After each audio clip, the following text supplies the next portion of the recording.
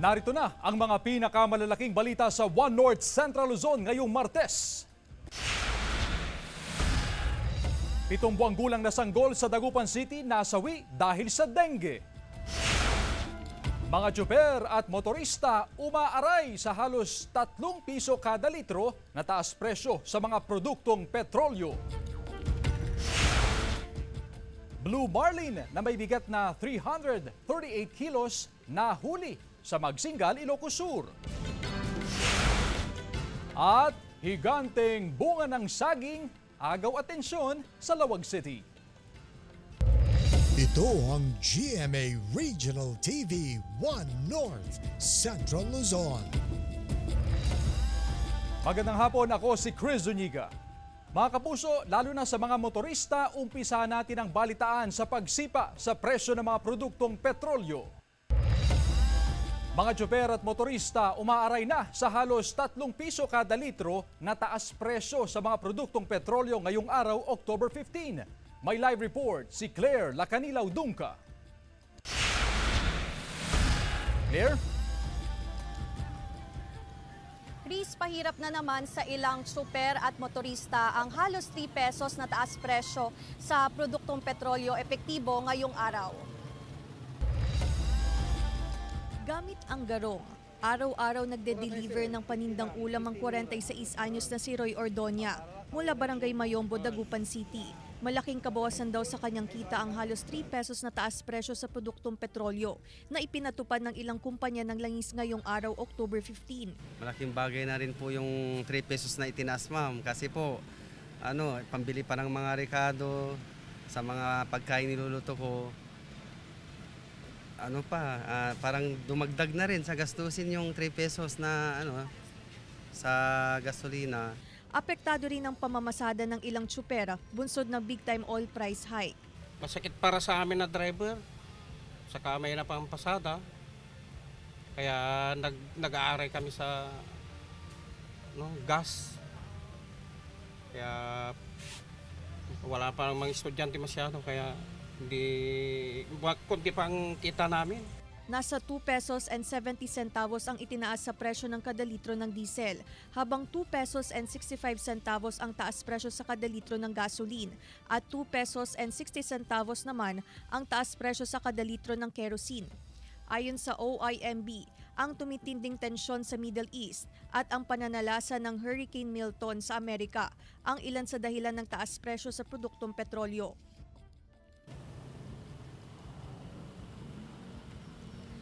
Chris, ngayong hapon ay makakasama natin ang presidente ng One Pangasinan Transport Federation na si Sir Bernard Tuliao at aalamin natin kung ano yung reaksyon nila dahil nga halos 3 pesos yung taas presyo sa produktong petrolyo ngayon.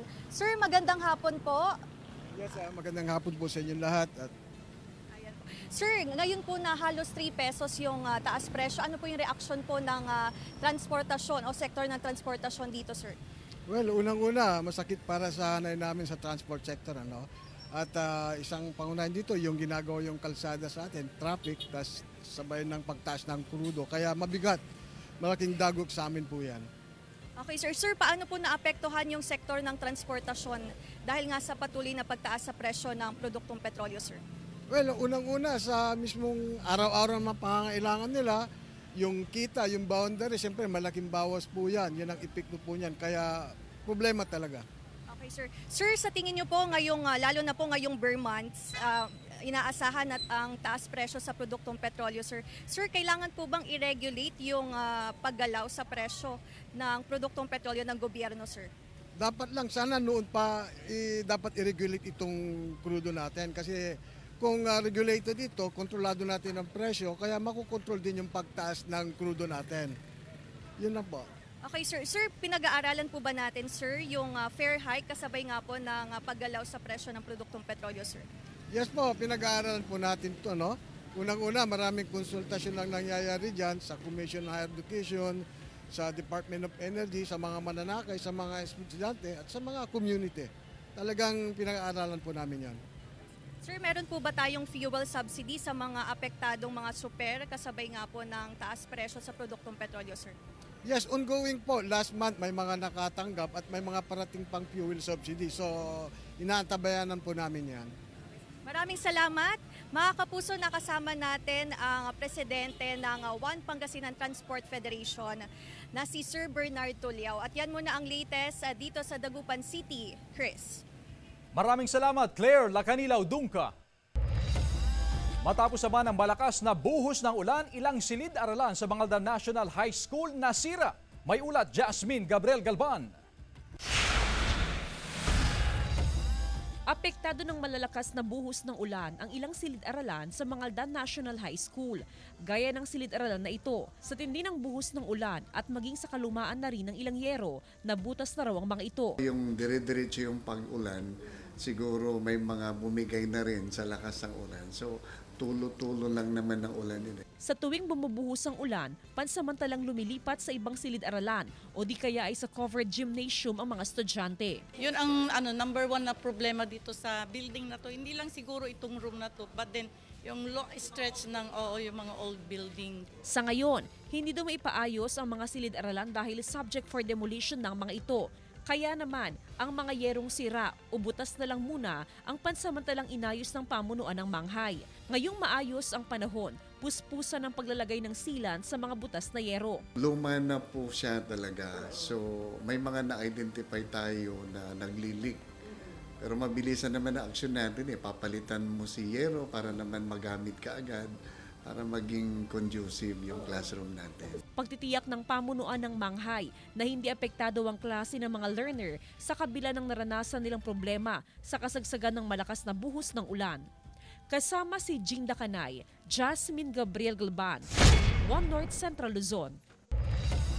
Kalsada sa Tinok Ifugao hindi madaanan dahil sa landslide. Nakatutok, Jeric Pasilyao. Nakunan ng isang motorista ang aktwal na pagguho ng lupa sa Tinok Ifugao. Tuluyan itong naharangan ng kalsada kaya walang makadaan. Sa ngayon, nadaraanan na ang isang lane ng kalsada habang patuloy ang pagsasaayos. Samantala, perwisyo ang inabot ng ilang residente ng Barangay Ricarte sa Batac, Ilocos Norte dahil sa naranasang pagbaha noong Sabado ng hapon. Binaha kasi ang mga kalsada pati ang ilang kabahayan dulot ng pag-ulan. Ilang motorista ang hindi makadaan dahil bahagyang mataas ang baha na aabot sa ibaba ng tuhod. Ayon sa mga residente, ngayon lang sila nakaranas ng pagbaha kahit hindi naman masyadong malakas ang pag-ulan. Ayon sa lokal na pamahalaan, mababa kasi ang kalsada na malapit sa sapa. Doon daw dumadaloy ang tubig kahit hindi masyadong malakas ang ulan. Inaalam pa raw ng DPWH ang problema para magawan ng solusyon. Jeric Pasilyao, One North Central Luzon. Patay na ng matagpuan ng mga otoridad ang 16 anyos na binatilyo sa isang sapa sa Barangay Imelda Village, Baguio City, kahapon October 14. Nalunod ang biktima matapos tumalon sa sapa kasama ang 10 taong gulang na bata na kaligtas ang huli. Sa paunang investigasyon ng pulisya, pumasok ang 2 menor de edad sa isang compound at tinangkang nakawin ng isang bisikleta roon. Pero nakita sila ng isang construction worker. Sinagawan sila ng construction worker kaya kumaripa sila ng takbo at tumalon sa sapa na katabi ng compound. Dinala sa ospital ang biktima pero hindi na umabot ng buhay. Hindi pa nakakausap ang magulang ng biktima dahil sa matinding trauma sa pangyayari. 27 anyos na lalaki arestado sa buy-bust operation sa Calasiao, Pangasinan. Nakaalerto, CJ Turida. Sa mga larawan na ito, nagkuha ng Calasiao Police, makikita ang suspect na inaresto ng mga otoridad sa drug buy-bust operation sa Barangay Bunlag pasado alas 8 kagabi. Katuwang ng PNP ang pideya sa operasyon kung saan nakuha sa 27 anyos na suspect ang 4,000 pisong halaga ng illegal na droga. Bali, minaman-man na siya dahil siya kasi ang ibang sinasabi ng mga previous na nahuli natin, sir. Iniimbestigahan ng pulisya kung may iba pang kasama ang suspect. Nakiusap ang news team sa PNP na hinga ng pahayag ang suspect na nasa kulungan. Pero ayon sa otoridad, ayaw magpa-interview ng suspect. November 2017 nang ideklarang drug cleared ang Calasiao. Pero ayon sa PNP, mayroon na naman silang tinututukan na 3 barangay kung saan may kalakalan ng illegal na droga. Bali, yung ibang barangay say cleared siya, sir, pero may lumalabas ngayon na mga bagong pangalan, sir. Yun yung minomonitor natin ngayon, sir. Kaya babala ng PNP. Yung mga huminto na, please, wag na kayong bumalik. At yung mga balak pa na gagawa, wag nyo nang gawin. Alam nyo, minomonitor namin kayo. Kasama si Daryl Peralta, CJ Torida, One North Central Luzon. Samantala, isang dambuhalang Blue Marlin ang nahuli sa Magsingal, Ilocos Sur. Dahil sa bigat, itinali at hinila ito sa Pampang. Abot kasi ng 338 kilos ang bigat kaya tinulungan ng nakahuli ng mga residente para ito mahila. Pinagpiyastahan naman ng mga residente at dinumog ito ng mga mamimili. Masayang nakahuli dahil tila naka-jackpot siya. Ibinenta umano sa ibang lugar ang natirang Blue Marlin.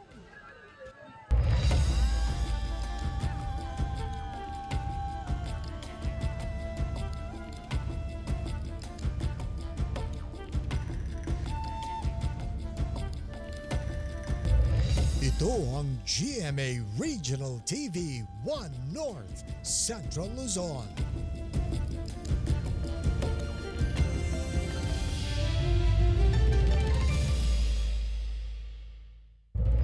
Ito ang GMA Regional TV 1 North Central Luzon.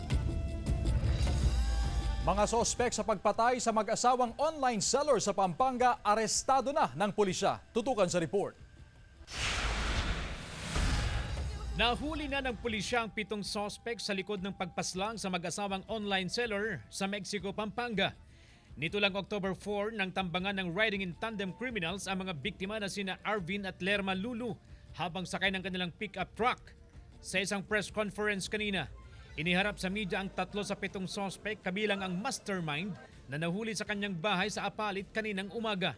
Hindi na nagawang iharap sa media ang 4 na iba pa matapos nilang sumailalim sa inquest proceedings. Na-recover din sa operasyon ang mga baril, pera at iba pang bagay na ginamit sa krimen. Isa sa mga nakikitang motibo sa pagpatay ang pagkakautang umano ng suspect na isa ring online seller sa mga biktima na umabot sa 13 million pesos. Revelation ng ating mastermind. Kanina po na hinuli po natin kaninang umaga. Allegedly yung mga utang na 13 million na utang niya, may products po yun. Umano po siya ng middleman para nga po ipapatay itong mag-asawang Lulu. Considering nga po na palagi po silang sinisingil at pinopost pa po sa social media at nasisira daw po yung kanilang reputation. Napag-alaman na Agosto pa umano plinano ang krimen kung saan naghanap pa ang suspect ng gun for hire kapalit ang 900,000 pesos. Inamin din ng mga gunmen na bukod sa nasabing krimen ay sangkot din sila sa 12 pang insidente ng pamamaril sa Pampanga, Bataan at Nueva Ecija. Isa sa pinakamalaking grupo ng gun for hire dito sa Region 3 sapagkat base doon sa initial na pagtatanong natin ay umamin sila na mahigit 12 murder incidents o gun for hire activities ang kanilang ginawa dito sa Region 3. Particularly in the provinces of Nueva Ecija, Pampanga, and as far as Bataan. Nahaharap sa kasong double murder ang mga nahuling suspect. Samantala, inaalam pa ng mga otoridad ang posibilidad na pagkakasangkot ng asawa ng mastermind sa krimen. CJ Torida, 1 North Central Luzon. 7 buwang gulang na sanggol sa Dagupan City nasawi dahil sa dengue. Sundan sa report. Ang pagiging bibo at masayahin ng 7 buwang gulang na si Baby Theo Alas Cayabyab hindi na masisilayan pa ng kanyang mga mahal sa buhay matapos masawi sa sakit na dengue. Ayon sa lola ng biktima, nilagnat ang sanggol noong October 3 at nagkaroon ng pantal sa iba't ibang bahagi ng katawan. Dinala pa sa ospital ang sanggol, ngunit nitong October 8, tuluyan ng binawian ng buhay si Baby Theo. Base sa death certificate ng biktima, severe dengue ang ikinamatay ni Baby Theo. Tinis siya, in-examine siya, yung pala lumabas yung severe dengue daw. Kaya hindi nakaligtas yung apo ko kasi kumalat na yung yung virus ba ng dengue. Patuloy na nagsasagawa ng misting at fogging operation ng City Health Office sa mga barangay na may naitatalang kaso ng dengue. Naglalagay rin ng larvicidal treatment sa mga naipong tubig. Kaya tuloy-tuloy po ang mga monitoring natin, mga early intervention para naman po maagapan po yung mga sakit. Ayon sa CHD Ilocos, tumaas ng halos 70% ang kaso ng dengue sa rehiyon. Simula Enero hanggang sa kasalukuyan, nasa 9,154 ang kaso ng dengue sa rehiyon, kumpara noong nakaraang taon na 5,457 cases sa parehong panahon. bukod po dun sa ating continued surveillance po no, ng ating mga dengue cases, nagbibigay po tayo ng mga technical assistance sa ating pong mga munisipyo at sa ating mga syudad. Kasama si Henry Duminsil, Claire Lacanilao Dungka, One North Central Luzon. Mga kapuso, patuloy na nagpapakawala ng tubig ang Magat Dam sa Isabela. Base sa monitoring ng Pag-asa, sa nakalipas na 24 oras, 2 gates ang nakabukas sa Magat Dam. Samantala, ang Ambuklaw at Binga Dam sa Benguet, itinigil na ang pagpapakawala ng tubig ngayong araw, October 15. Patuloy naman ang pagtaas ng antas ng tubig sa mga dam sa Hilaga at Gitnang Luzon. Two-way policy sa mga kalsadang papasok sa mga Dan Public Market, ipinatutupad ng POSO. Silipin sa report. Balik na sa two-way policy ang mga kalsadang papasok sa Mangaldan Public Market. Ayon sa Public Order and Safety Office, tapos na ang konstruksyon ng mga drainage at kalsada sa palibot ng pamilihan. Kaya wala nang dahilan para magpatupad ng one-way policy. Mas epektibo raw ang two-way policy para maiwasan ang congestion ng mga sasakyan papunta sa palengke. Naglaan din ng oras ang POSO sa mga delivery truck para hindi sumabay sa oras na maraming sasakyan na pumapasok sa palengke. Mga delivery trucks sa atin, sa harap po ng palengke, mayroon pa namang oras na sila ay mag-unload at saka load ng kanilang mga deliveries going to palengke at the same time sa mga negosyante rito sa commercial business dito sa atin.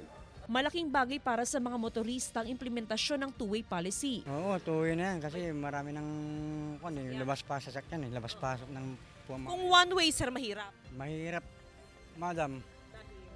Dahil iikot. Binabantayan din ng POSO mga pedicab at tricycle na pumaparada sa mga interior road sa bayan. Ginagamit na kasi ang buong kalsada, imbes sa isang linya lang upang may madaanan ng mga sasakyan. Kasama si Jing Dakanay, Jasmine Gabriel Galban, One North Central Luzon. Nasagip ng Philippine Coast Guard ang 12 banging isda sa West Philippine Sea. Ayon sa PCG, nakatanggap ng ulat ang BRP Cabra na nagkaaberya ang FBCA Newell J2 noong Sabado. Nasira kasi ang crankshaft pulley ng makina ng bangka. Agad namang rumesponde ang PCG at hinila ang bangka pabalik sa Pampang.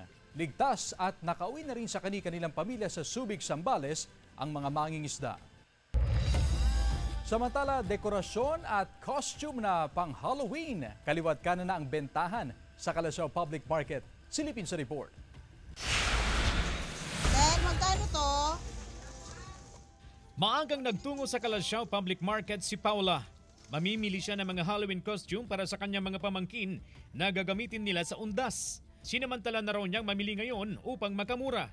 Sigurado raw kasing magtataas ng presyo ang mga tindera habang papalapit ang undas. Yes po, mura po kasi pag mas maaga ka bibili kaysa sa Halloween na talaga. Ayon sa ilang tindera, bagamat matumal pa ang bentahan ng Halloween costumes, inaasahan daw nilang lalakas ang bentahan sa huling linggo ng Oktubre. Sa ngayon sir, okay pa rin kasi may mga bumibili na po ng mga costume, pumpkin, advance na po silang bumili ngayon. Mabenta raw ngayon ang mga witch hat at pumpkins na naglalaro sa 35 hanggang 50 pesos kada piraso, depende sa klase. Dahil sa inaasahang paglakas ng benta ng Halloween costume sa mga susunod na linggo, nagpaalala ang health authority sa publiko na maging maingat sa pagbili ng mga laruan at damit para sa undas. Posible raw kasing may nakalalasong chemical ang mga ito na maaaring makasama sa kalusugan.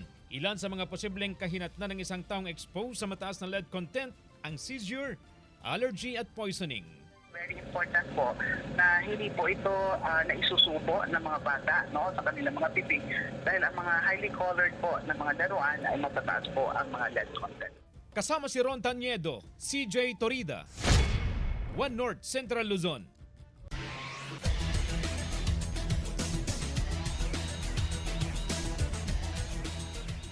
Nagpalitan ng punto sa huling minuto ng laro sina Greg Cunanan ng LPU Pirates at Penny Estacio ng San Beda Red Lions. Pero ang Dagger 3 ni Cunanan sa huling 8 segundo ang nagpanalo sa Pirates kontra Red Lions 64-62. Pumamada ng 11 points, 2 rebounds, 1 assist at 1 steal si Cunanan. Nasa pang-apat na pwesto sa team standings ang LPU Pirates sa kanilang 6-5 win-loss card. Taglay naman ng San Beda Red Lions ang 7-4 para sa ikatlong pwesto. Bukas, October 16, magbabakbakan ang Arellano Chiefs at Binil Blazers sa Game 1. Habang magsusukatan naman ng lakas ang JRU Heavy Bombers at San Sebastian Golden Stags sa Game 2. Higanteng saging, agaw atensyon sa Lawag City. Silipin sa report. Agaw atensyon sa Barangay Apaya, Lawag City ang isang saging. Paano ba naman kasi? Ang saging na ito ay namunga lang ng isa. Kaya naman noong nahinog na ang bunga nito ay inakyat na ang puno at sabik na pinitas. Laking mangha ng may-ari ng saging na si Marilu Diego dahil ang nag-iisang bunga ng saging ay may haba na mahigit 1 talampakan at may bigat na mahigit 1 kilo. Hindi agad tinikman ni Marilu ang saging dahil nanghihinayang siya kaya ipinost muna niya ang larawan sa social media. Nang tikman ni Marilu ang bunga ng saging, matamis daw ito. Ang saging na ito ay may variety na tindok o giant or plantain. Ito ang saging na walang puso. Karaniwang tumutubo ito sa mga tropical na bansa gaya ng Pilipinas. Umaabot ng 11 months bago mamunga ang puno ng saging na tindok. Pero mitsit daaw mi idi daawan susot na may salaing nga bukel ti saba. Timbunga ti may isa nga sabami. Inaibayan mi nga di makil yan ti puon na kit sobramit ti kadakkel ken kadagsenan. Jarek Pasilyaw, 1 North Central Luzon. Ito ang GMA Regional TV 1 North Central Luzon.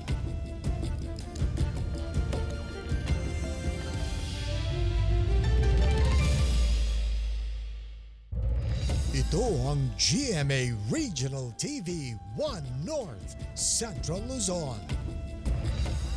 Kuhang-kuha sa CCTV ang ginawang pamamalo ng isang lalaki sa asong nasa isang gasolinahan sa Lawag City sa Ilocos Norte. Sa video, makikita ang lalaking may bitbit na kahoy at biglang nilapitan ng aso at hinataw ng pamalo sa likod. Napatakbo naman ang aso. Ayon sa gasoline station attendant, pinagbibintangan daw ng lalaki ang aso na nagdudumi sa harapan ng kanyang bahay. Pero ayon sa empleyado ng gasoline station, hindi naman daw umaalis sa gasolinahan ng aso na babait at malambing. Naligaw doon ang aso nitong nakaraang bagyo at nagpaampo na sa kanila. Simula raw noon, hindi na umalis ang aso kaya inaalagaan at pinapakain na nila ito. Nung bagyo po sir, dumating po siya dito. Bale, bumili po yung jowa ko ng pagkain namin. Tapos bigla na lang may sumusunod sa kanya na aso. Hindi naman namin pwedeng kasi nga bagyo. Kaya kinuha namin.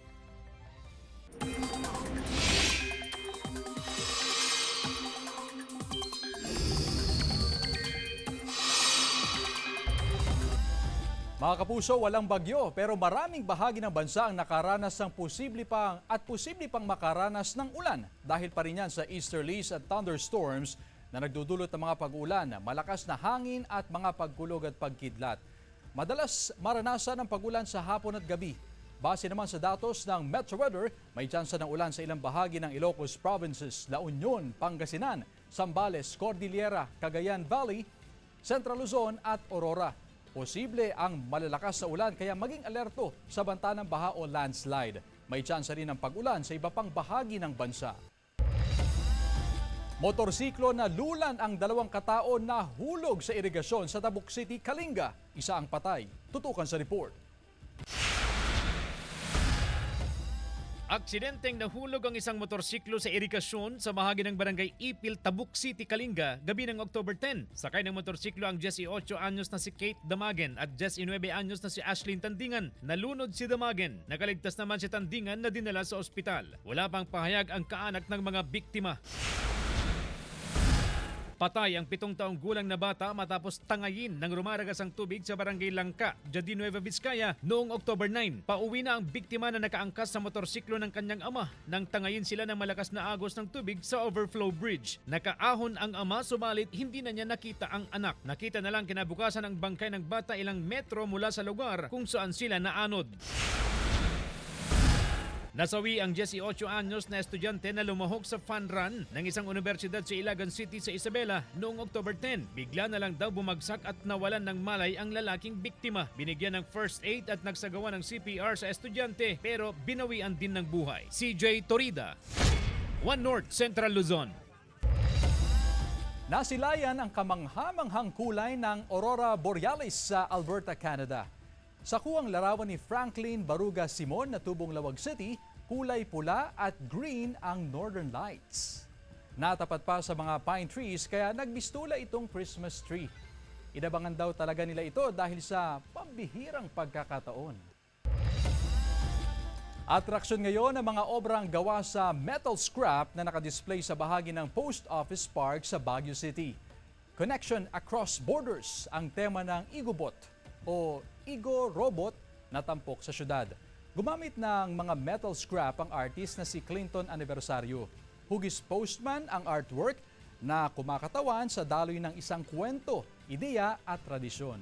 Sumisimbolo rin ito sa lakas at tatag ng bawat craftswoman na naipapasa sa mga susunod na henerasyon. Mga kapuso, 71 days na lang, Pasko na. Samantala, mapapanood niyo po ang episode nito at iba pang pinakahuling lokal na balita sa official website ng GMA Regional TV, www.gmaregionaltv.com.